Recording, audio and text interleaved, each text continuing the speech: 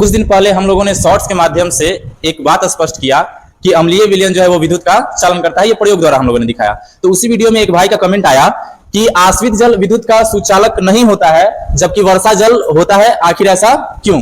तो क्वेश्चन बिल्कुल सही है, लेकिन सबसे पहले यहाँ पे समझने का जरूरत यह है कि हमें पता है कि अम्लीय विलयन जो है विद्युत का चालन कर सकता है। इसका रीजन यह है कि जब हम लोग जल में मिलाते हैं तो वो H+ आयन मुक्त करता है, तो अम्लीय विलयन तो विद्युत का चालन करेगा। लेकिन उनका क्वेश्चन यह है कि जब वर्षा होता है तो वर्षा जल में तो केवल H2 होता है, उसमें किसी प्रकार का लवण मिश्रित नहीं होता है और ना ही उसमें कोई आयन होता है, क्योंकि समुद्र से जो पानी वाष्पित होती है उसमें से जो लवण मिला होता है वो तो नीचे रह जाता है, केवल H2 ऊपर जाता है और इसी का बादल बनता है।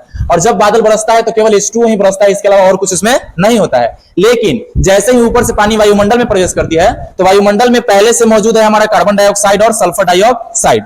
जब जल की अभिक्रिया कार्बन डाइऑक्साइड से होती है तो कार्बोनिक अम्ल बनाता है H2CO3, और जब जल की अभिक्रिया SO2 के साथ सल्फर डाइऑक्साइड के साथ होती है तो बनाता है सल्फ्यूरस अम्ल H2SO3।